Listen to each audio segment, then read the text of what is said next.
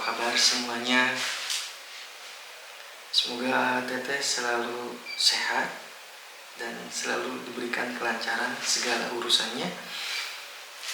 Saya baru kelar beraktivitas sebagai ojek online dan kali ini saya akan berbagi pengalaman saya selama beraktivitas tadi menjadi ojek online. Baik, dimulai dari saya start berangkat dari rumah sekitar Badaduhur. Saya mulai berangkat sekitaran Garut Kota dan mulai saya mendapatkan orderan itu jam setengah 5. Jam setengah 5 saya mendapatkan orderan pertama, yaitu berupa gosen atau pengiriman barang dari satu tempat ke tempat yang lain. Dan tentunya sudah tidak aneh lagi, orderan gosen itu ya sudah biasa gitu ya. Sudah biasa. Saya datang ke lokasi penjemputan pengambilan barang dan tentunya barang bawaannya banyak sekali karena barang tersebut untuk dipaketkan. Lokasinya itu enggak terlalu jauh ya, sekitar antara 3 kilo 4 kilo. Barang tersebut berupa barang yang akan dipaketkan di JNT ya, di JNT. Dua kantong kresek besar, sangat besar ya. Jadi saya membawanya juga sangat berhati-hati karena di situ driver benar-benar harus bertanggung jawab, jangan ada kerusakan. Jadi ya saya membawanya juga dengan berhati-hati, teman-teman. Teteh di perjalanan pelan yang pada akhirnya sampai tujuan gitu ya, di lokasi titik lokasi pengiriman gitu. Setelah itu saya balik lagi muter-muter lama ya, tidak mendapatkan orderan, yang pada akhirnya pada isya malam jam tujuan saya mendapatkan orderan. Dan orderan kali ini berupa penumpang atau go ride gitu ya, go ride. Saya menjemputlah di titik penjemputan. Lokasinya itu di salah satu perumahan ya. Singkat cerita, saya menemukan titik penjemputan dan menemukan penumpang saya gitu ya. Langsung naik saja dan di situ mulailah perjalanan. Nah, singkat cerita lagi teman-teman, dari tengah-tengah perjalanan mulailah obrolan-obrolan gitu ya, bahwasanya penumpang saya ini seorang perempuan yang berprofesi sebagai ART, asisten rumah tangga di rumah itu gitu yang tadi saya menjemput gitu ya. Jadi beliau itu memakai akun bosnya gitu ya, akun dunungan anak gitu ya, akun dunungannya. Terus dia berbicara ya bahwa kerja di situ tuh nggak tiap hari, dari 1 minggu hanya 2 kali ataupun 2 hari bekerja di situ gitu ya, tapi cukup lama gitu ya. Dia bekerja sebagai asisten rumah tangga. Dan situ saya mulai bertanya, Teteh sudah berkeluarga? Terus gitu ya, menjawabnya udah katanya. Oh ya, alhamdulillah sudah memiliki anak teh. Atos berapa kata saya itu ya, 3. Alhamdulillah. Terus araga tentunya pengagungan SMP gitu. Oh alhamdulillah tuh tetehnya singa lancar segala rupanya gitu kata saya tuh ya. Ya alhamdulillah. Da eh, itu teh anak yang tiga tuh dari suami yang pertama. Aduh, saya mulai kaget juga ya. Oh teteh nikah berapa kali kata saya tuh ya. Dua. Alah kata saya tuh ya, kunaon teh cek saya teh. Terus kata saya, ada masalah apa gitu teh di dalam rumah tangga ya, ini sharing aja teh gitu ya. Ya suami yang mantan gitu ya, mantan suami saya yang pertama itu kenapa saya pisah sama mantan suami saya, karena kata dia ya, karena saya mengetahui bahwa mantan suami saya itu selingkuh gitu. Saya kaget juga ya mendengarnya. Aduh kok bisa, malahan mah gini ceritanya tuh. Mantan suami saya profesinya sebagai ojek biasa pangkalan di pasar ya, di pasar ya, menjalani kehidupan seperti biasanya saja gitu, nggak ada masalah apapun. Tapi seiring berjalannya waktu mulai ada goncangan gitu ya, dilihat dari penghasilan ketika menafkahi dia dan anaknya semakin hari semakin menurun katanya tuh. Ditanyalah sampai pada akhirnya rame gitu ya, cekcok dan lain sebagainya.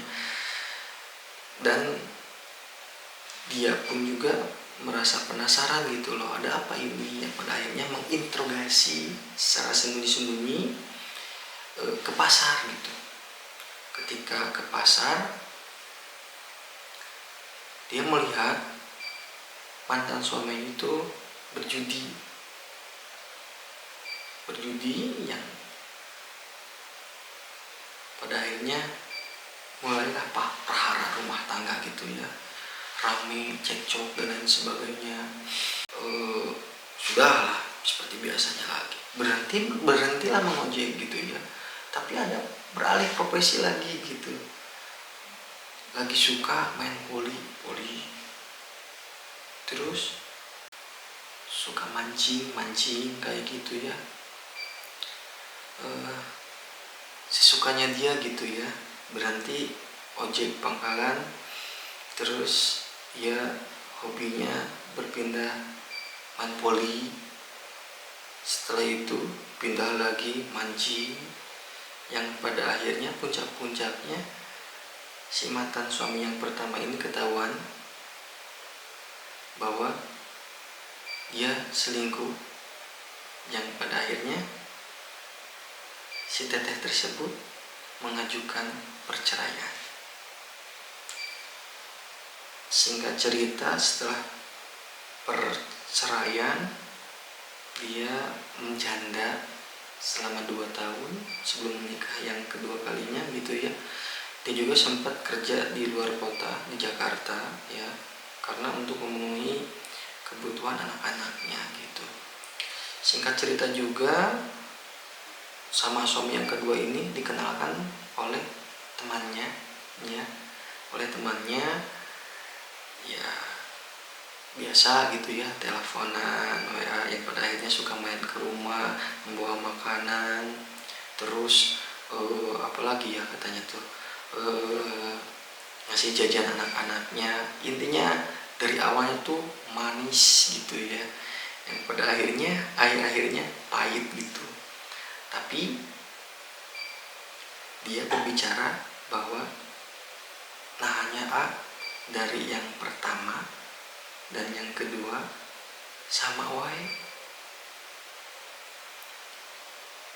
ya, sama-sama tidak benar gitu loh. Suami yang kedua ini hobinya tuh main slot, judi ya. Makanya ini para penonton semuanya, stop, jangan berjudi ya. jangan berjudi, stop, itu ya, karena merugikan gitu loh. Apa faedahnya? Hanya sesaat, yang pada akhirnya ujung-ujungnya tetap juga rugi gitu loh. Ya, balik lagi, profesi yang suami yang kedua ini, dia tuh pedagang, ya, berdagang, dagang siomay katanya mah gitu ya, dagang siomay.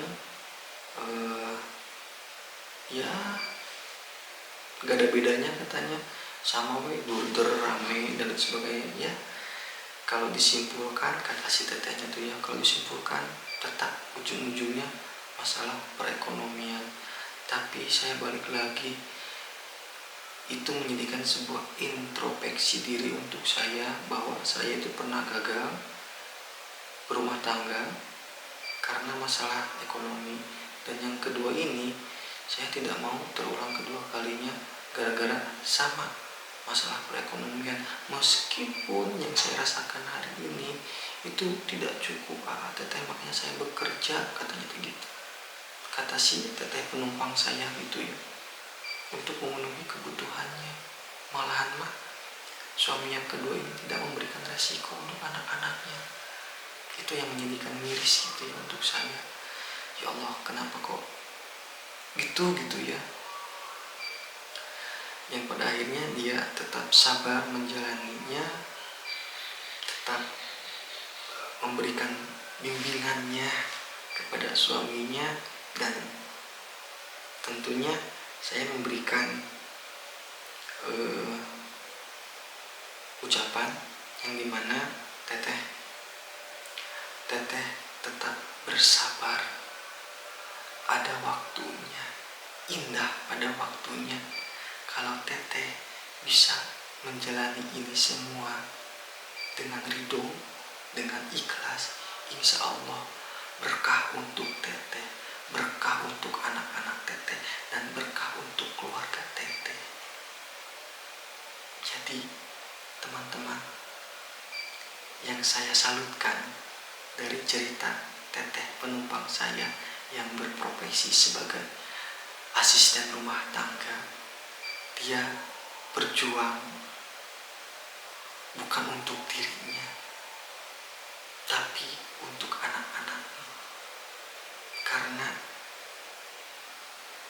si teteh bercita-cita ingin anak-anaknya itu menjadi orang yang sukses, tidak bernasib sama seperti dirinya, ataupun tidak bertingkah laku seperti bapak-bapak. Itu keren sih menurut saya, keren banget ya. Jadi kesimpulannya dari cerita ini, teteh, hidup itu pilihan, dan saya harap apapun yang menjadi pilihan teteh, semoga pilihannya itu terbaik, semoga pilihannya itu tidak merugikan orang banyak, semoga pilihan itu pilihan yang tepat untuk teteh dan kelak di masa yang akan datang. Terima kasih. Segitu saja cerita kali ini, dan semoga teteh menjalani kehidupan selalu dengan kemudahan, selalu dengan kelancaran.